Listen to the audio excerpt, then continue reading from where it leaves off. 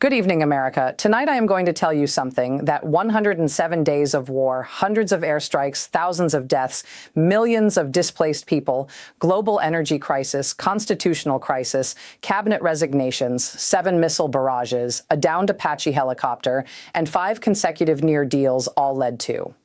The United States and Iran have reached a peace agreement. The war is over. The Strait of Hormuz will reopen. The deal will be formally signed on Friday, June 19th in Switzerland. Pakistan's Prime Minister Shehbaz Sharif made the announcement. Trump confirmed it. Iran confirmed it. World leaders from Europe to the Middle East praised it. And in that single moment, 107 days of the most consequential military and diplomatic confrontation of this century came to an end.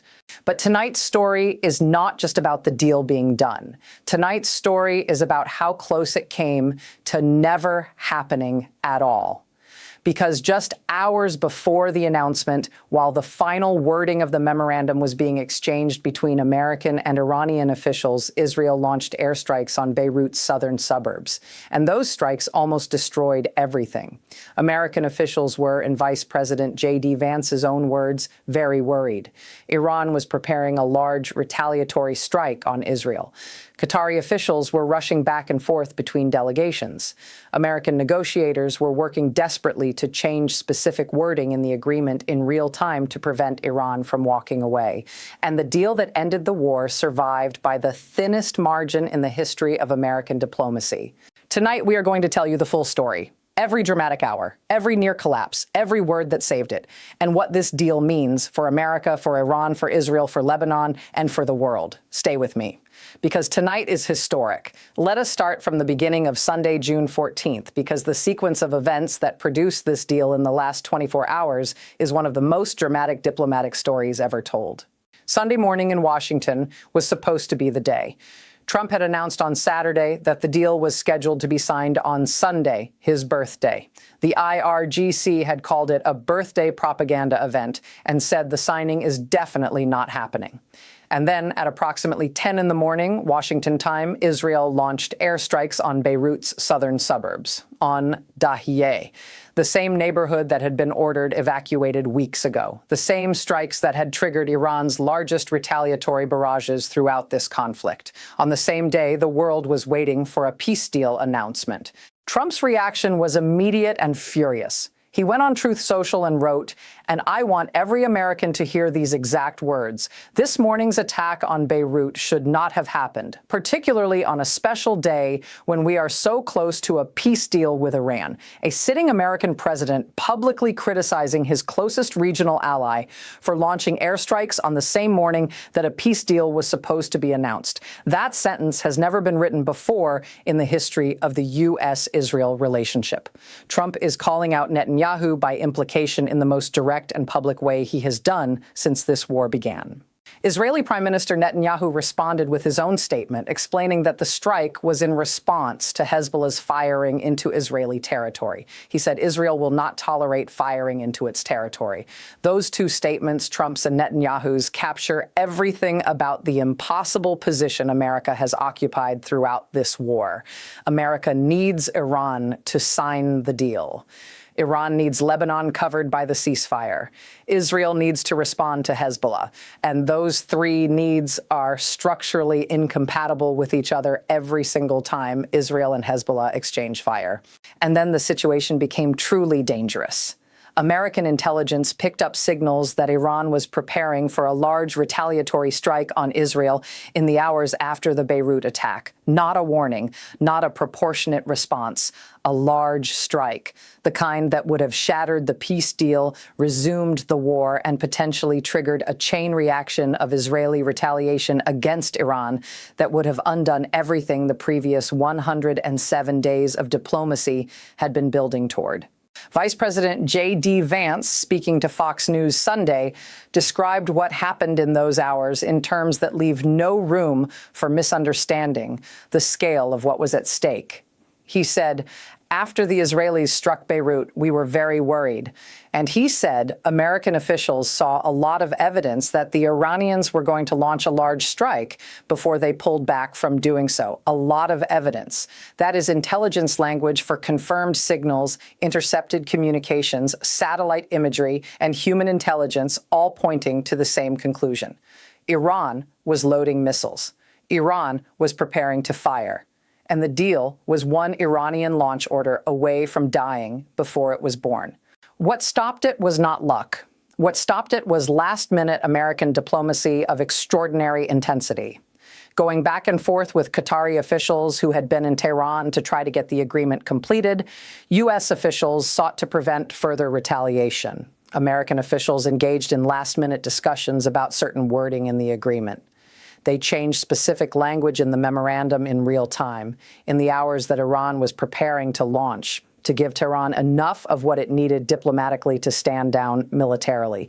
The precise words that were changed have not been publicly revealed, but their effect was real. Iran did not launch. The large strike that intelligence agencies were tracking did not happen, and the deal survived. Let us now talk about what the deal actually contains, because after 107 days of near deals and conflicting claims, America deserves a clear and honest accounting of what was actually agreed. Pakistan's Prime Minister Shehbaz Sharif, as the lead mediator, announced the terms publicly. He said both sides have declared the immediate and permanent termination of military operations on all fronts, including in Lebanon. Immediate and permanent. On all fronts, including Lebanon. Those words are the most consequential part of the entire agreement for the Lebanese people, who have suffered more than any other population in this war. 3,682 Lebanese dead, more than 10,000 wounded, more than 1 million displaced. And tonight, for the first time since March 2nd, those people have been told that the termination of military operations on their front is immediate and permanent. Trump confirmed the deal and said the Strait of Hormuz will reopen upon signing. He said oil will flow from both ends of the region after the signing. He called it a great deal that will bring peace and security to the entire region.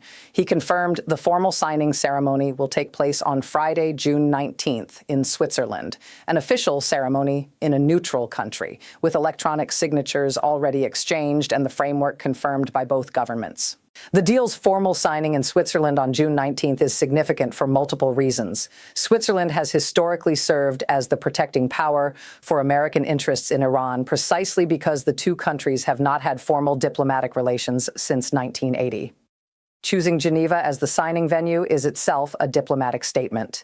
It signals that both governments are treating this as a formal, internationally witnessed agreement, not a back-channel arrangement that either side can disavow. The Swiss venue gives the deal legitimacy and permanence that no Doha backroom agreement could have provided. Now let us talk about Israel, because Israel's position on this deal is one of the most important and most underreported dimensions of what was agreed tonight. Israeli Prime Minister Netanyahu said on Friday, before the deal was announced, that he and Trump are in full agreement that Iran must not be permitted to obtain nuclear weapons. But he also said clearly that Israel is not a party to the negotiated deal. Israel did not sign. Israel was not at the table. Israel was not consulted on the final wording. Israel was a critical factor in almost blowing the deal up with the Beirut strikes this morning. And Israel's government has said privately and through multiple senior officials that the deal in its current form is considered a deep disappointment, not a victory, not a vindication of the war, a deep disappointment. That assessment from Israel tells you something important about what the deal does and does not achieve. Netanyahu launched this war alongside Trump on February 28th. He did so with the stated goal of ending Iran's nuclear program, dismantling its military infrastructure, and removing the threat from Iran's regional proxy network. The deal that was just announced does not dismantle Iran's nuclear program in the first phase. It defers nuclear negotiations to a 60-day follow-on process. It does not remove Iran's remaining ballistic missiles, which Trump himself acknowledged represent roughly 21 to 22% of Iran's pre-war stockpile. It does not formally end Iran's relationship with Hezbollah, though the ceasefire on all fronts, including Lebanon, creates new conditions on the ground. Israel went to war for a complete strategic transformation of the Iranian threat. It is getting a peace deal that its own government describes as a deep disappointment. The Lebanon dimension of the announcement deserves its own full treatment tonight because it represents the most emotionally significant single moment for millions of people who have been living through this conflict. Pakistan's prime minister said both sides have declared the immediate and permanent termination of military operations on all fronts, including in Lebanon. That sentence covers Hezbollah. That sentence covers the IDF's ground operations south of the Litani River. That sentence covers the Israeli airstrikes on Beirut that nearly destroyed the deal this morning. If this language holds, the Lebanon war ends tonight. The war that began on March 2nd when Hezbollah entered the conflict. The war that has killed 3,682 Lebanese people. The war that displaced more than 1 million people in one of the most historically and culturally significant small nations on earth. Lebanon tonight, for the first time in 105 days, has been told the war on its soil is over. But here is the honest qualification that the Lebanese people and every honest observer must hold alongside that hope. The language says immediate and permanent termination on all fronts. The Lebanon ceasefire that was announced in mid-April said something similar. The Lebanon ceasefire that was announced in mid-April was violated almost every day by both sides for 2 months. The implementation of this deal, the actual cessation of fire on the Lebanese front, the withdrawal of Israeli forces from the territory they have occupied north of the Litani, the Hezbollah disengagement from positions south of the Litani, all of those things must actually happen on the ground for the deal's language to mean anything to the people of Lebanon. Words in a memorandum and reality on the ground are two different things. And the history of the last 107 days has been a history of words and reality diverging repeatedly and dangerously. Now let us talk about the Strait of Hormuz, because for American families, for global energy markets, and for the economic future of the region, the strait's reopening is the single most tangible and immediate consequence of this deal. Trump said the strait will reopen immediately upon signing. The formal signing is Friday in Switzerland. That means, if the deal holds, the Strait of Hormuz should begin reopening within the next 5 days. The waterway that carries 20% of the world's seaborne oil that was closed 107 days ago and has been the source of the global energy crisis that has driven American gas prices 49% above pre-war levels is supposed to be open again by Friday. Global oil prices began falling the moment the deal was announced. Asian equity markets that have been tracking the war's progress opened higher. The economic relief that American families have been waiting for since February 28th is now finally, potentially, within reach. Let us talk about what Trump said about Netanyahu tonight, because it is the most candid and consequential statement about the U.S.-Israel relationship that Trump has made in years. Trump criticized the Israeli prime minister by name. He called Netanyahu a very difficult guy. That is Donald Trump, the most pro-Israel American president in modern history, publicly calling his Israeli counterpart a very difficult guy in the context of a peace deal that Israel's Beirut strikes almost destroyed. That statement will reverberate through American foreign policy, Israeli domestic politics, and the future of the U.S.-Israel relationship for years. It is a signal that the alliance that launched this war together on February 28th has been fundamentally tested and partially strained by the 107 days of conflict that followed. The international reaction to the deal announcement has been immediate and sweeping. Leaders in the Middle East and Europe praise the deal. Pakistan's prime minister, who served as the architect of the mediation process from the first week of the war, was honored by having his country make the announcement. Qatar's officials, who had been in Tehran in the final hours working to preserve the agreement after the Beirut strikes, played a critical role in the last-minute diplomacy that saved it.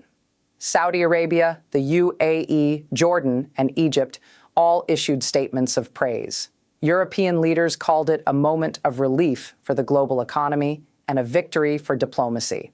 Let us now give you the most honest possible assessment of what this deal is and what it is not, because the American people deserve the truth after 107 days of sacrifice. This deal is a ceasefire that covers all fronts, including Lebanon, immediately and permanently. It is the reopening of the Strait of Hormuz, which will reduce gas prices for American families and restore global energy supply chains. It is the beginning of 60 days of nuclear negotiations that will determine whether Iran's nuclear program is permanently constrained or whether the fundamental question that drove this war remains unresolved. It is a diplomatic achievement that required Pakistan's extraordinary mediation, Qatar's last-minute heroism, and Trump's personal intervention in the U.S.-Israel relationship. And it is a deal that survived by the thinnest possible margin, hours before Iran was preparing to launch a large retaliatory strike, saved by changes to specific wording that American officials made in real time under the most extreme pressure imaginable. What this deal is not is a complete victory. Iran's remaining 21 to 22% of its pre-war missiles are still in Iran. Iran's proxy relationship with Hezbollah is constrained, but not severed. The nuclear question is not resolved in the first phase. It is deferred. Israel considers the deal a deep disappointment.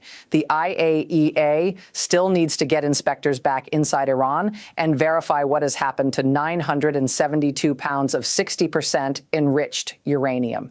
And the implementation of every single commitment in this deal, the Hormuz reopening, the Lebanon ceasefire, the nuclear talks, the sanctions relief, all of those things depend on two governments that spent 107 days bombing each other actually delivering on written commitments. 107 days, 3,682 Lebanese dead, more than 10,000 wounded, more than 1 million displaced. Iran's cities struck hundreds of times.